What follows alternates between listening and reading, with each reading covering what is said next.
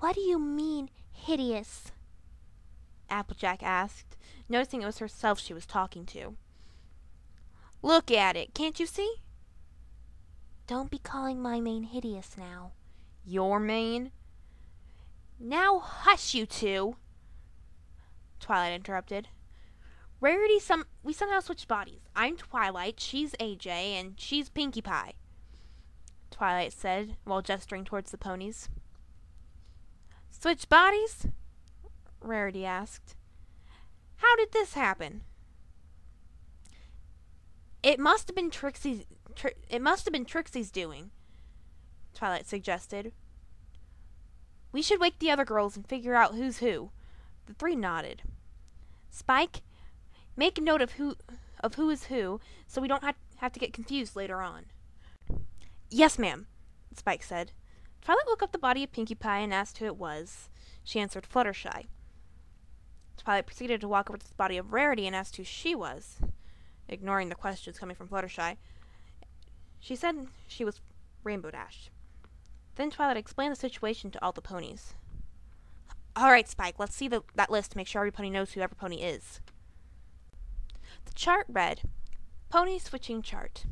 Rarity equals AJ, Pinkie equals Twilight, Twilight equals Dash, Dash equals Rarity, Fluttershy equals Pinkie, AJ equals Fluttershy. Did I get everything right? Spike asked as Twilight reviewed the paper. Looks good, Spike. I think we should go ask Princess Celestia if there's any way we could switch us all back. And then we'll go find Trixie. All the ponies agreed, and they headed out of the building they entered last night.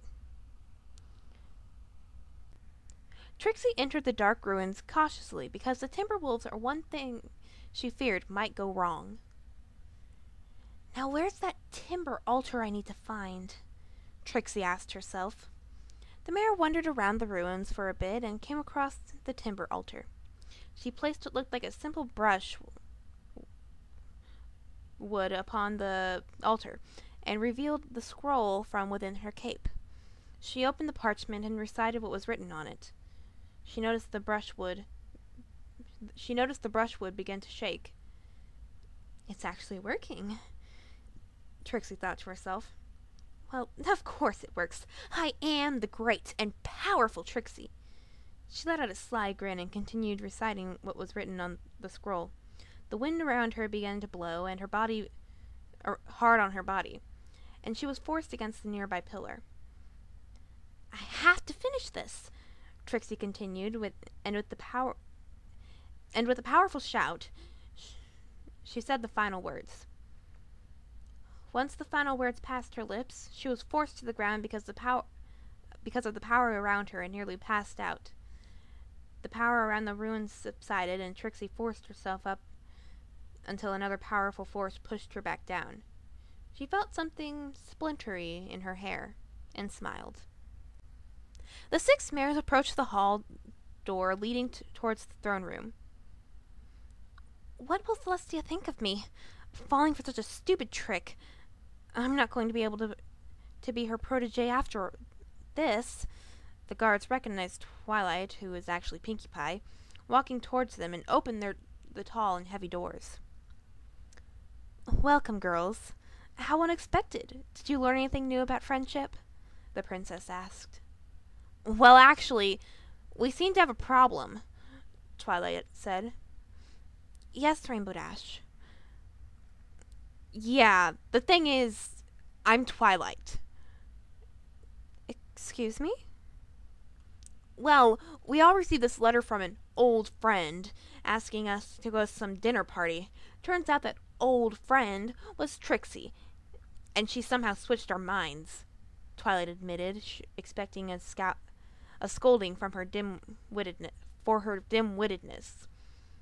There was a long pause, as Celestia thought.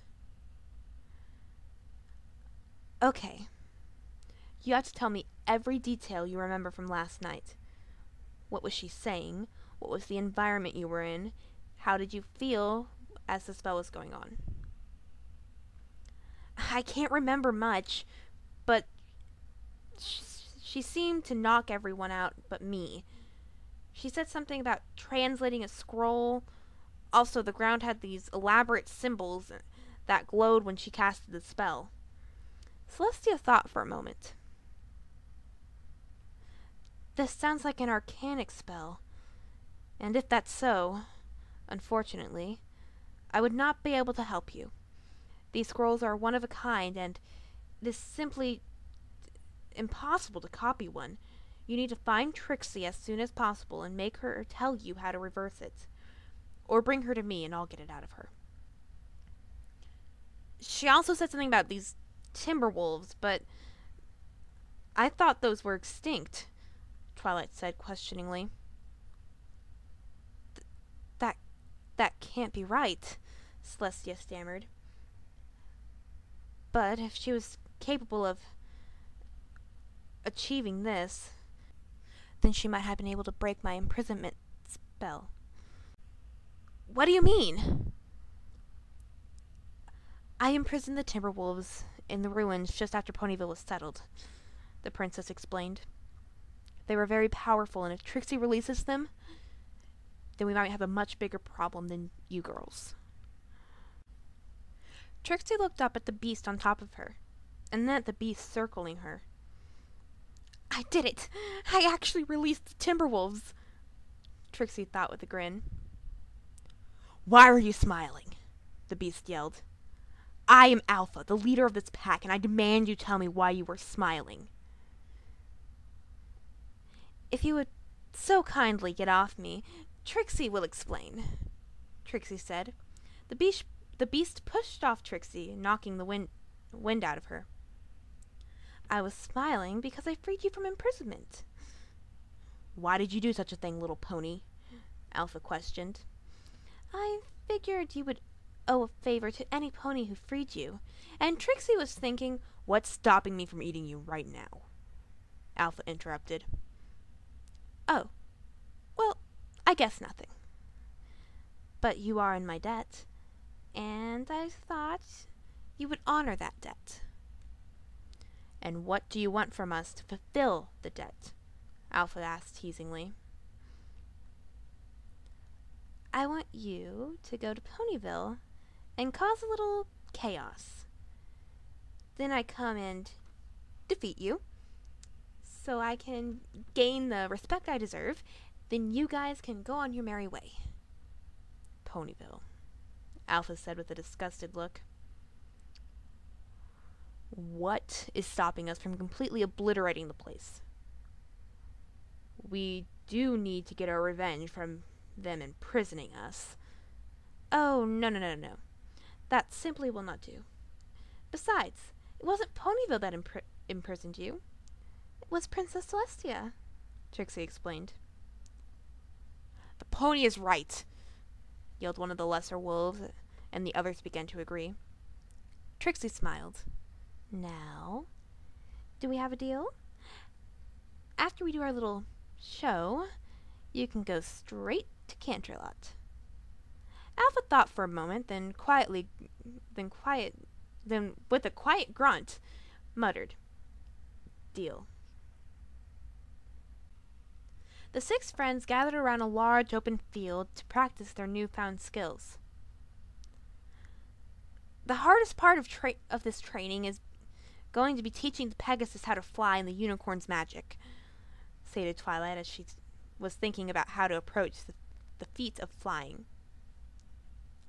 Getting off the ground is easy. It's staying in the air that's the hard part, Rainbow Dash said to Twilight and Applejack. Now, I want you to start with a trot and simply flap your wings and progressively flap harder. Applejack was the first to get off the ground, but as soon as she got off, she fell head first. Well, that hurt, Applejack said while Rainbow Dash was laughing.